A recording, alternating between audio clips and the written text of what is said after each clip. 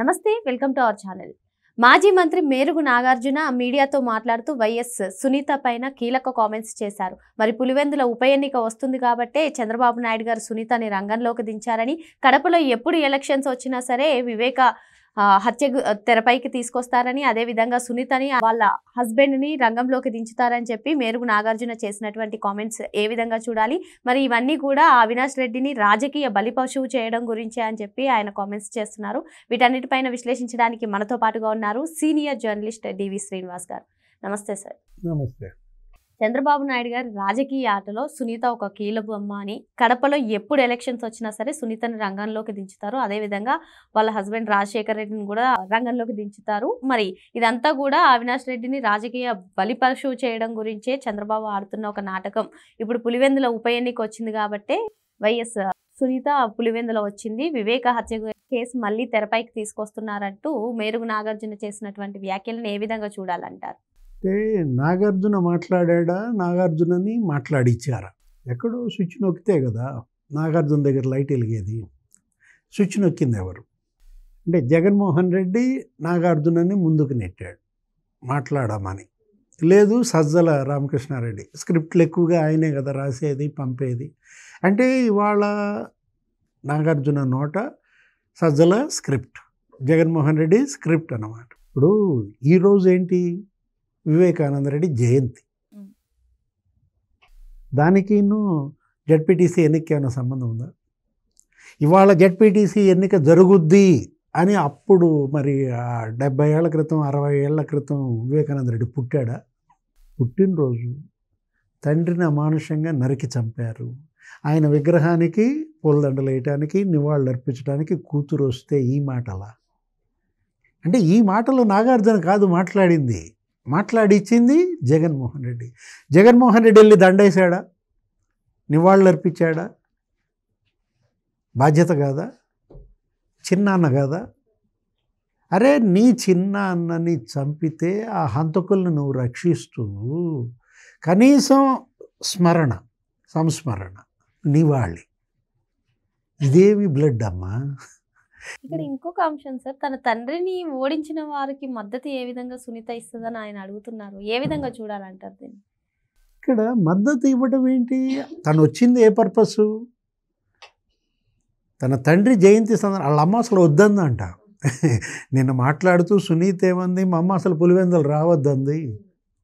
ఇక్కడ భయానకంగా ఉంది వాతావరణం, మీ నాన్నని చంపినప్పటికన్నా కూడా భీకరంగా ఉన్నాయి పరిస్థితులు, ఏదో జడ్పీటీసీ ఎన్నిక వచ్చిందమ్మా, నువ్వు రావద్దమ్మా అని చెప్పింది. రావద్దంటే ఆగుద్దా సునీత? ఆగేదా? ఇవాళ వీర వనిత ఏది ఎవరేం చేస్తారో చూస్తానని చెప్పి వచ్చింది, నివాళులు అర్పించింది. సరే, వాళ్ళందరూ వచ్చి కలిశారు. ఇప్పుడు తను స్పష్టంగా ఇవాళ ఒక కొత్త అంశం బయటపెట్టింది సునీత. ఒక లేఖ తెచ్చి అవినాష్ రెడ్డి నాతో సంతకం పెట్టమన్నాడు. ఆ లేఖ మీద ఎవరి పేర్లు రాశారు? బీటెక్ రవి, ఆదినారాయణ రెడ్డి, సతీష్ కుమార్ రెడ్డి. వీళ్ళ ముగ్గురు మా నాన్న చంపారు అని చెప్పి లేఖ తెచ్చాడా లేదా? సునీత చెప్తాను. దీనికి సమాధానం చెప్పాల్సింది అవినాష్ రెడ్డి. మాట్లాడా? నోరు తెరిచాడా? నేను తేలేదా లేఖ, నాకు అసలు ఏ పాపం తెలియదని చెప్పచ్చు కదా. అబ్బే, వాళ్ళిద్దరూ మాట్లాడరు. జగన్మోహన్ రెడ్డి నోరు తెరవడు, అవినాష్ రెడ్డి నోరు తెరవడు. తోడు దొంగలు కాబట్టి, తోడు హంతకులు కాబట్టి మేరుగు నాగార్జునతో మాట్లాడిస్తారు. అంటే అవినాష్ రెడ్డి ఏంటి, రాజకీయ జీవితాన్ని ఫుల్ స్టాప్ పెట్టడానికి వచ్చిందా? ఇవాళ అవినాష్ రెడ్డి 60,000తో గెలిచాడు. అంత ప్రచారం చేసిన కన్నీళ్లతో శాపాలు పెట్టారు ఈ చెల్లెళ్ళు సునీత, షర్మిల. అసలు ఆమె ఎవరు? విజయమ్మే నీకు వీడియో వదిలింది. అమెరికా నుంచి విజయమ్మ ఇక్కడ ఉంటే బతుకు జీవుడా అని అమెరికా వెళ్ళిపోయింది. ఇక్కడ ఉంటే చంపుతారన్న భయంతో వెళ్ళిపోయిన విజయమ్మ అక్కడి నుంచి ఏ వీడియో వదిలింది? అవినాష్ రెడ్డిని ఓడించమని. కాకపోతే అప్పుడు ముఖ్యమంత్రిగా జగన్మోహన్ రెడ్డి ఉన్నాడు. మళ్ళా జగన్ వస్తాడు అనే భయం ఉంది జనంలో. అందుకని పడ్డ ఓట్లు అవి. 2.5 లక్షల ఓట్లతో గెలిచినాడు. మరి 60,000తో బొటాబొటి బయటపడ్డాడంటే అసలు అక్కడ కనుక మరి షర్మిల పోటీ చేయకపోతే, షర్మిలకి దగ్గర 2 లక్షల ఓట్లు ఏమో పడ్డాయి. ఆ 2 లక్షలు కూడా తెలుగుదేశంకి పడి ఉన్నాయి అనుకో, ఎవరు గెలిచేవాళ్ళు? అంటే షర్మిల పోటీ వల్ల బయటపడ్డాడు. ఎవరు? అవినాష్ రెడ్డి 60,000 ఓట్లతో. ఇప్పుడు అసలు జడ్పీటీసీ గెలిపించే బాధ్యత భుజాన వేసుకున్నాడు. గందరగోళం చేస్తున్నాడు అక్కడ. ఉద్రిక్తత, బ్లాక్మెయిలింగు, బెదిరింపులు. వాళ్ళ నాన్న ఆయన ఎవరు? శివశంకర్ రెడ్డి, ఏది ఆ హత్య కేసులో నిందితులు.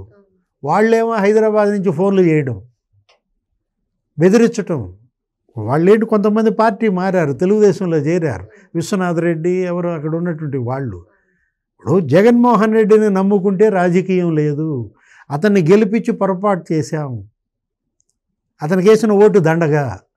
ఎందుకని? అసెంబ్లీకి పోవటంలా. అసెంబ్లీకి పోనాడికి ఎందుకు ఓటేసామని అక్కడ ప్రజలు, ఓటర్లు వాళ్ళు పశ్చాత్తాపడుతుంటే ఇంకా తగుదనమ్మా అని జడ్పీటీసీకి ఓట్లు ఏమని అడుగుతారా? సార్ ఇక్కడ ఇంకో అంశం సార్, ఒక ఆడపిల్ల తన తండ్రికి నివాళులు అర్పించడం అని చెప్పి పులివెందులు వెళ్తే మరి వీళ్ళు దీన్ని రాజకీయంగా చంద్రబాబు నాయుడు గారి పైన తోసడం ఎన్నికలు కాబట్టే వచ్చింది, ఎంతవరకు కరెక్ట్ అంటారు? అంటే ఇప్పుడు సునీత న్యాయ పోరాటం చేస్తోంది, 6 ఏళ్లుగా చేస్తోంది న్యాయ పోరాటం. నిన్న కూడా బాధపడింది, చాలా ఆవేదన చెందింది అనమాట. ఏది 6 ఏళ్లుగా న్యాయ పోరాటం చేస్తున్నా ఇదా న్యాయం అని అడుగుతారు.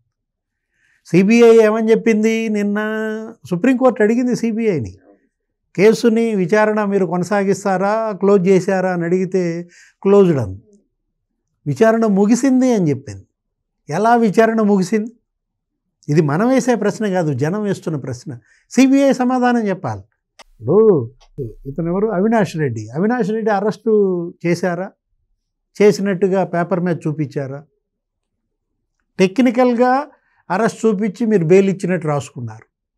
ఇలా ఏ కేసు అయినా సిబిఐ అర్ధంతరంగా వదిలేసిందా? అంటే భయపడి ముగిసిందని చెప్తున్నారా? ఇదెక్కడి దర్యాప్తు సంస్థ? హంతకులను చూసి భయపడే దర్యాప్తు సంస్థ. అంతగా భయపెట్టేశారా వీళ్ళు? ఆ రామ్ సింగ్ మీద పెట్టిన కేసు దెబ్బకి దడుచుకుంటున్నారా?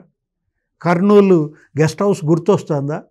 తల్లినేమో గుండెపోటని ఆ హాస్పిటల్లో చేర్చాడు, అదేదో ఉంది విశ్వభారతి హాస్పిటల్లో ఏదో. ఇతను వెళ్ళి హాస్పిటల్లో కూర్చున్నాడు. 3 రోజులు చుట్టూతో 1000 మందిని పెట్టుకున్నాడు, మంత్రులు లేకపోతే ఎమ్మెల్యేలు. ఆ ఎస్పీ చేతులు ఎత్తేసాడు.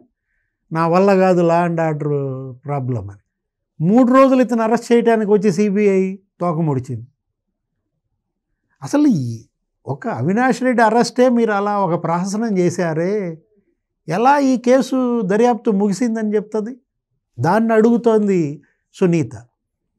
కేసు దర్యాప్తు ముగియలేదు, సగంలో వదిలేశారు, దీన్ని కొనసాగించండి అని పిటిషన్ వేసింది. ఢిల్లీ వెళ్ళింది.